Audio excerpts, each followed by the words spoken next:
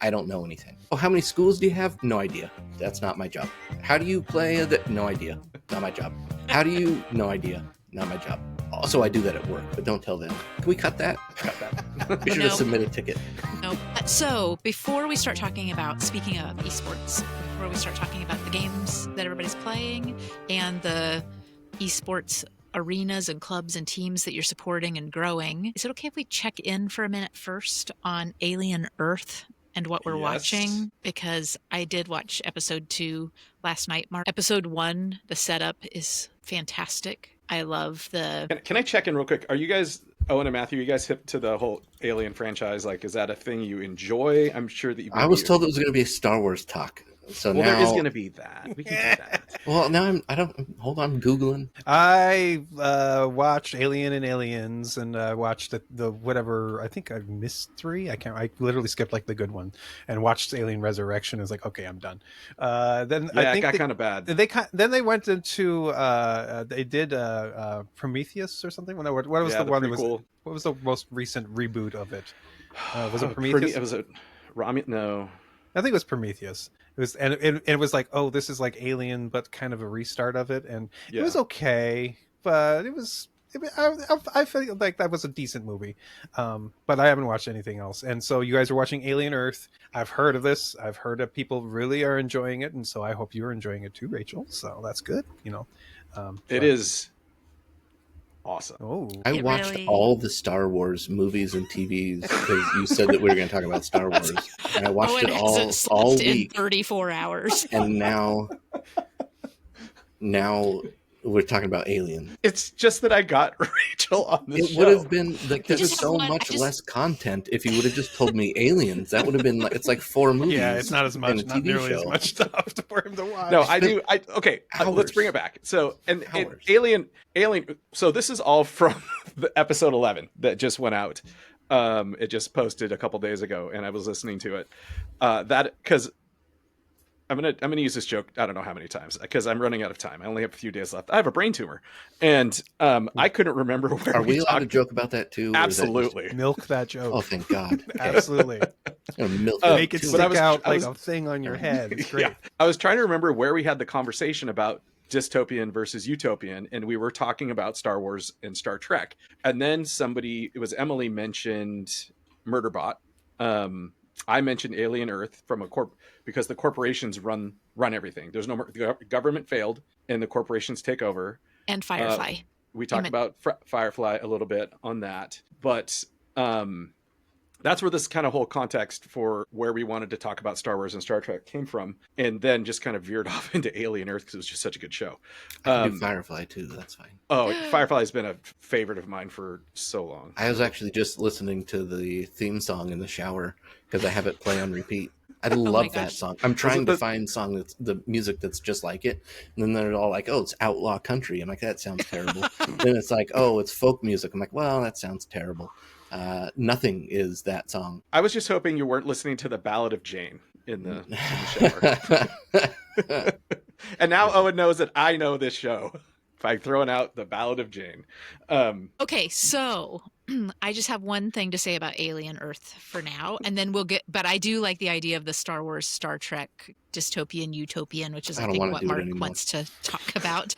But Alien Earth, Mark, what I really appreciated in the first episode was that was not expecting the Wendy and Peter Pan, the Lost Boys thread against this very physically and visually violent imagery as the alien comes back into the space in the storyline.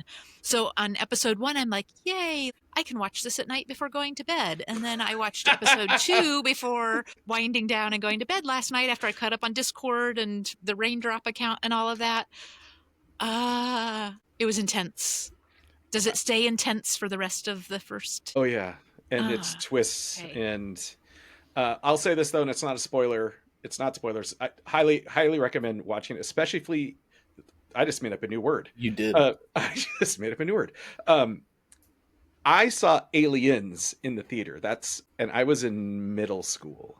Maybe I was in high school. And it wasn't so much of a horror movie as it was a shooter. Like the first one was a horror movie. Alien was a horror movie. And of course, my adolescent self loved Aliens because it was just such a shooter. But they bring some of the same shooter feel back a little bit to Alien Earth, which was kind of a throwback. But what you don't see in any of the other movies that I thought was great in Alien Earth, and you see it from the very beginning, is they went out and collected a lot of other things. And those other things were horrific. Like horrific. And it's... And Never heard of it. It's great. It's awesome. Owen's gonna have to watch it now. Can I ask a question to the group? Mm-hmm. Mark, do you have any special powers like phenomenon? Does that happen?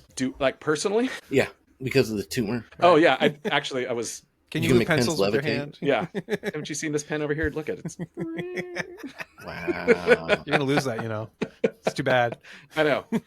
No, I was actually asked if that people thought I would be a better golfer after it came out of my head. You got to wait until the tumor's the size of a golf ball, right? And then you just it's the size of a quarter. Control it. You can control. Well, that's close. Control it with your big mind, not your little. That's baby. right. I hope for something good, not bad. I'm gonna feel bad because I'm gonna start making fun of that. I'm not doing it anymore. No more tumor jokes. I have to. I solemnly swear. Thursday, I meet with the nurse, and the first question I have is, "Can I keep it?" They let me put little googly eyes on it. I mean, put it in a jar. Can I have it? It's mine. It's in my head. We have a betting pool on the answer. How big's the pool? Just so for two of us. Anyway.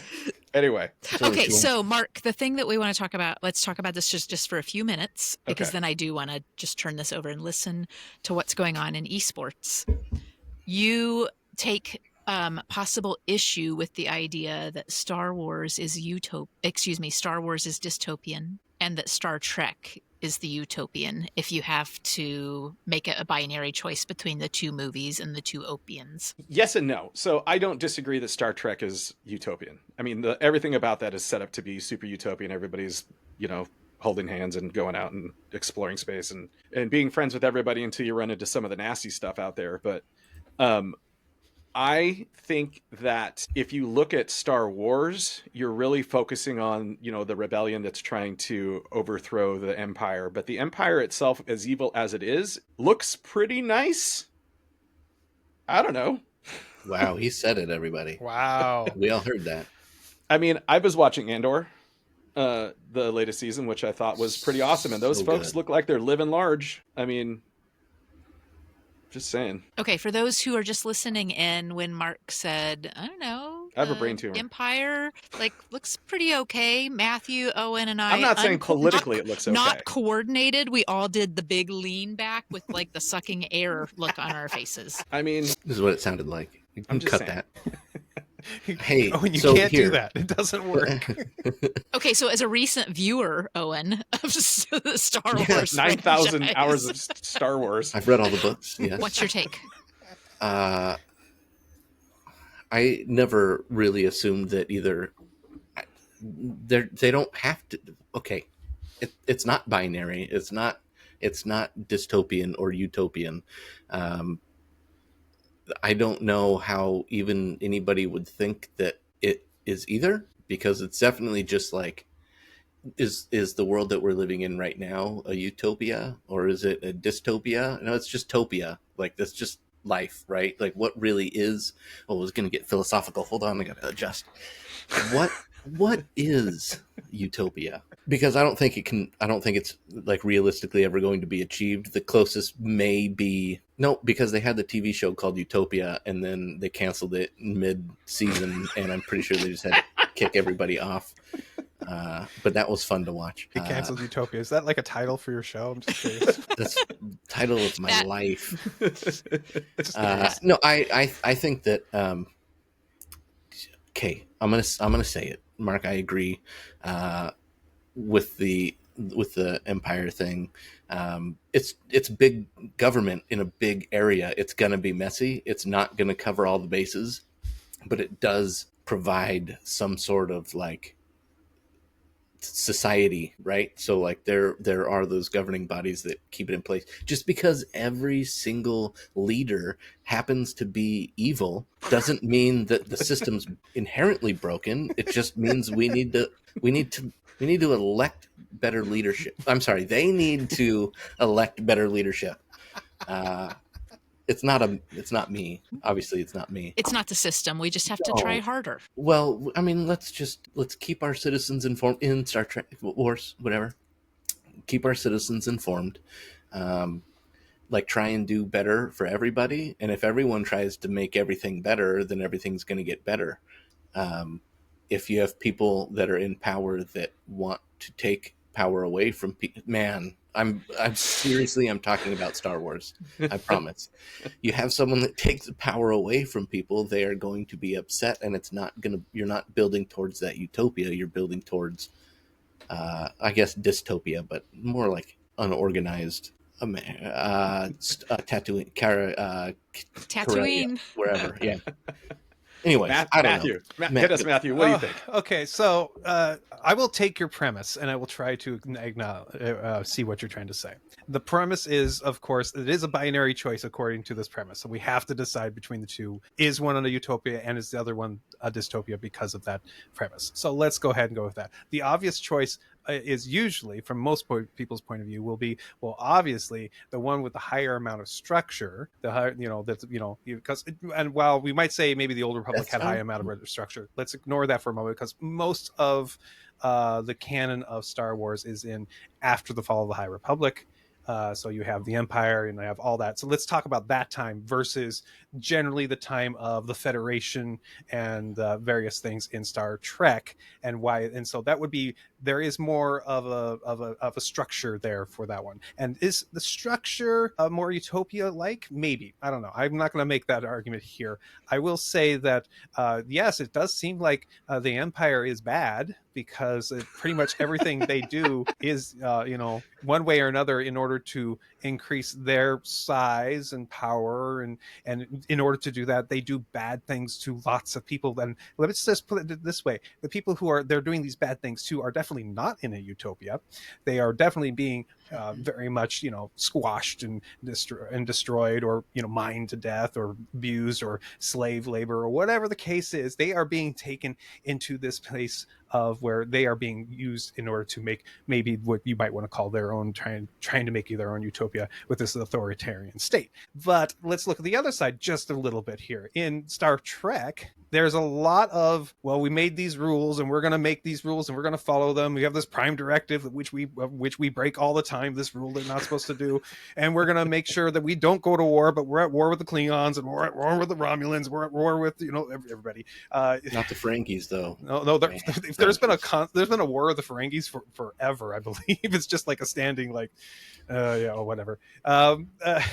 The thing about the Star Trek, though, is by Gene Roddenberry's design, it is an ideal, and then constantly challenging those ideals with different situations, different ways of people looking at it, people, and constantly putting up these big old boulders and rolling them down the hill toward what you think is the right thing. And what is the right thing? And you got the three different people on the classic Trek, which is Kirk, Spock, and McCoy, which were the three different pieces of your psychology, which were like, whether or not you're kind of the bold action man, the logical reason, and the person who's very, very into his emotions. So you had those three different people who were able to take and try to break apart this thing, and they're internally squabbling about the right thing to do in all the situations. And in the end, they figure out a solution to the problem. In the original design of Star Trek, it was designed to be bottle episodes. Everything is, you're going to watch this thing, you're going to have this one idea of what things should be, you have this obstacle you're going to have to deal with, you have to figure out how to get around the obstacle. Sometimes they figure out how to get around it, sometimes they leave and a bad thing has happened, and like, well, that's just how it is. And no, there's a problem there as well if you're looking at the utopia side of things there, because it's clearly, they don't have the answers to all the problems. And they don't have all the ways to fix everything. They don't have, and they are a mishmash of everybody gets to do whatever they want to do. They are, sure, there's a federation where it's like, hey, you know what? If you're joining our federation, we're going to help you. You're going to help us, right? We're going to be helpful with each other. We're going to follow a couple rules, and we're not going to blow up other people's planets. Yeah, Death Star. Okay, fine. We're not going to do that.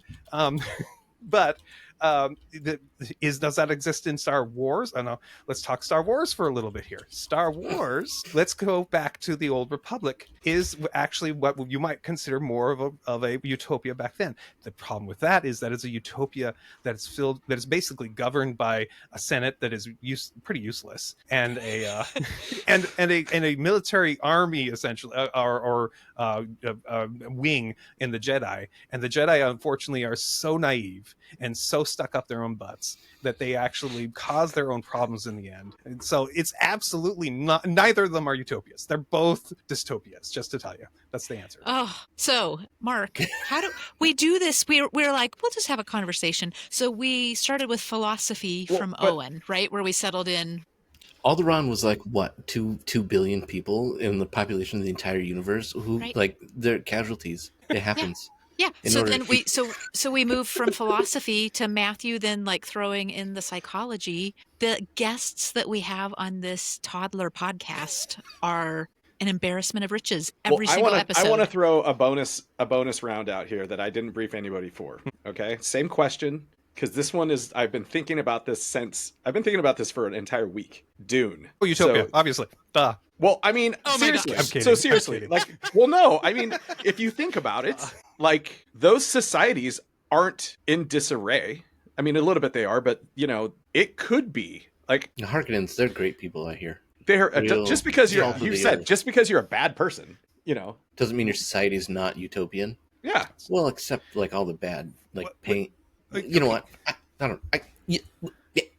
It's a judgment. I mean, Matt. It's also perspective. Okay, right? I have not watched the most recent Dune, but I've read the book a long time ago, and I watched the '80s version as a kid. The '80s version is a wonderful thing, by the way. That's my favorite. It is a wonderful. That's my favorite. It's a wonderful version of that. But also, I remember reading the books, and so the House Harkonnen and the House, I forget the name of the other house. They're both been given a permission to mine the spice from this planet, and they're both fighting over the rights of the land, of the spice in the land. And basically, the Harkonnens are just doing nasty things in order to win. So this is just a corporate takeover kind of logic, here, right? But the point I'm getting at is, like, if you were part of House Atreides and you weren't part of the mining, like, you just lived on the planet, it looked pretty awesome. Like, it looked great. Wait like a second. Beautiful planet. And you just like, except for you're stuck on a planet that's absolutely horrible to live in. Before they had to move. Before they had to move to Arrakis, they had their own planet. Ignorance is like bliss. I give you that. Sure. And there's this huge history of like thousands and thousands of years that goes back about, you know, when there was artificial intelligence and how it almost killed everybody, and how that's been outlawed. There's actually no computers in the current version of what we see in the theater now. That's why the guy eyes roll back. They stole that from Warhammer. Well, I did try to play Warhammer. I didn't get too far in that one. But anyway, I just wanted to throw it out there, but apparently I'm crazy. So that we also get to talk esports this evening, because this could actually continue for another hour, and I'd be totally there for it. Cool. I think what we're going to do is we're going to call April Murdoch in after listening to this episode, and let April make the call on Dune. Ooh. And loop it back to the episode, the no cheese episode, with April, because I think there's a good Dune segment in there, Mark. We did talk about Dune quite a bit. I wonder who keeps bringing Dune up, Mark. I don't know. I don't know. All I know is that my favorite version of it was the I can't. Harkonnen? Are you Mark Harkonnen? It's the 80s one. With the real, it had Sting in it. It did. The real winner of that whole thing is the Spacers Guild, because they're like, I don't care, like, you're head of whatever house, you're dead. That's it. And in that version, they look like weird walruses. Yeah, they were giant whales of some kind. Yeah, that's space like whales. Me. Gotta love your space whales. Yeah, that was who did that one? It was the guy who did Tom Clancy. Twin Peaks. It was Tom Clancy. Yeah. No, who did Twin Peaks? Lynch. Yeah, it was David Lynch. Peter. It was the David Lynch version, yeah. So much inner dialogue. So much inner monologue and dialogue. Yeah. It's like, stop talking to yourself. But put your hand in the box. Okay. Sorry. What are you doing with your hand in the box? You might not know with the box. You're going to drive you with the box. Make sure you don't even think about it. Make sure you this. I love that movie. It's great. Matthew's going to get hired based on that performance in episode 13. All right, should we actually get to our topic tonight? So here, I have a challenge to launch into it. So what I want at some point during this conversation, I don't know if we just flip a coin on who wants to tell us their esports story first. It's an e-story, sure. Or an e-story. But I do think like if Owen gets bonus points if he weaves philosophy into esports, and Matthew gets bonus points if he weaves psychology into esports. Take it away, gentlemen. Matt, go first. Boom. Psychology.